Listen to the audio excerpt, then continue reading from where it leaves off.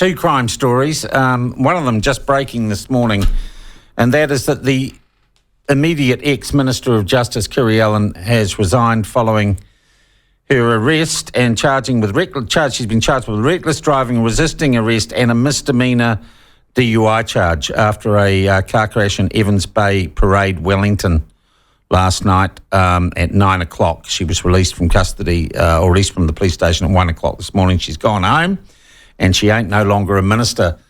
But all this comes as we've been asking a lot of questions about our justice system, the way that people are sentenced, the way that people are bailed, and that is, of course, after the tragic events last week at number 1 Queen Street. The names of the victims have been released, and we are getting a picture of a violent and angry young man who'd been given a bit of a break by the justice system. It appears he may have got fired and he went back to work with a loaded shotgun to get revenge. It's a very sad tale, and there's many people asking what we can do or if we can ever do anything to stop such heinous crimes. Well, we're joined now by the National Party's police spokesperson, Mark Mitchell. Mark, welcome to the platform. Good morning, Sean. I'm so sorry I'm late. That's all right, mate. There's a lot happening this morning and we had other things to talk about. Look, yep. I looked at the events of last week and you read the inevitable coverage that comes out about this young man's background. And there seem to be so many points at which something different could have been done that might have just stopped the circumstances that we had last week. What, to your mind, and I know it's early days, and I know we haven't had a full investigation yet, what to your mind sticks out as the most preventable risk factor from what we know so far?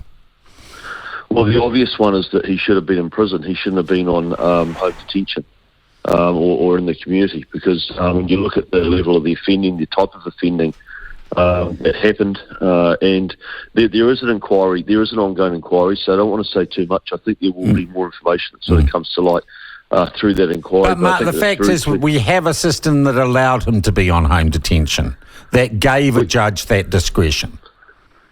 Yes, and there is a place for home detention, but it's not someone that's involved in serious violent offending. And we've seen this all too often now. And, the reality of it is, Sean, is that you have got a government that came in and their only priority in the criminal justice system was to reduce the prison population by 30% and repeal the only tough sentencing laws that we had on our books. So those were the signals that were sent to the judiciary. They have been backed up by continual any moves that the government have tried to make to look like they're doing something has resulted in very weak legislation that they keep passing against the advice of people like the Police Association. And this is why we end up where we are, because those are the signals that they sent to the judiciary. There's been a 158% increase in people out on electronic bail and home detention. There's been over 100% increase of people absconding. Yeah, okay. So the fact that he was out in the community, given, and geez, you read this, he strangled his girlfriend, he broke a bone in her neck, but she didn't want him to go to prison because she had perhaps a bit of Stockholm syndrome or whatever. It seems to me that this young guy, you probably could have picked him at the age of 7 or 8 as being at risk of ending up the way he did. Absolutely, there needs to be a return to public safety being the priority. Quite simple as that. And you're absolutely right. Is that when the biggest red flag and indicator that you end up with a domestic homicide is when the offender or perpetrator starts putting their hands on the victim's neck. The next step is clearly showing that it could end up in a homicide. So that is top end. That is serious offending. And that is the type of offending that you should be in prison and you should be receiving rehabilitation in terms of how to deal with those violent urges. Yeah. Look, the other question I would ask in a broader sense, Mark, is mass shootings or people going off the rails like this does happen. No matter what your rules or laws are, you get a nutter with a gun or with a weapon, and there is almost nothing, it seems to me, by way of legislation or policy that is going to prevent this ever happening again. it's not a perfect world, and all you can do is you can try and manage the risk and mitigate the risk to the public as good as you can. And unfortunately, under this government, they've gone completely the other way. They have not prioritised public safety, and that's why we find ourselves living in a country now where there's been a 42% increase in violent crime. But equally, Mark, you know that as Minister of Police, you're not going to be able to promise there will never be a multiple shooting on your watch. No, I can't make that promise. All I can promise is that there'll be a serious approach taken to public safety, and that will be the number one priority. Yeah. All right. Look, if you can, and while it's a breaking situation, your thoughts on a Minister of the Crown being taken into custody, charged with resisting arrest and reckless driving. That's pretty rare. Look, I don't think any of us enjoy seeing someone in a situation like this. I think that she was obviously struggling with some mental health issues, and I think that as a country we have to show that we're mature and responsible in how we deal with that, because we have got mental health as a big issue for us in New Zealand. I think probably without knowing all the facts, it just felt to me, because I've been a big mental health campaigner and advocate for many years. I lost my younger brother to suicide, and I sent Kiri a message of support when it was first announced that she was taking some time off for mental health issues. But I think Chris Hipkins is going to have a very, very close look at how he's managed this, because it feels like she was brought back too soon. Yeah, and that was the point I was going to make. Gosh, we play lip service. Oh, yeah, but essentially we still, I think, Mark, expect people to pull their bloody socks back and get back on the bike maybe long before they're ready. Yeah, look, and being a Minister of the Crown is a high-pressure job. And the one thing that I would make very clear is that people with mental health issues or depression, if they're being treated and they're managing those conditions, there's no reason why they can't have high-pressure jobs. The last thing we want to do is prevent people from feeling like they can come forward and say, "Hey, I've got issues." And that's what I admired about Kiri, is that she put her hand up and she came forward. I think hopefully that encourages other people to be able to do the same thing. But she obviously had a lot of things happening in the background of her personal life, and that we aren't all fully aware of, but that the Prime Minister should have been. And I just think that he should have taken that a lot more seriously, and instead of rushing her back but into equally, a role if you're driving under the influence on a wet night in Wellington at 9 o'clock, you're putting other people's lives at risk, aren't you, Mark? No, and she's got to be held to account like the rest of us.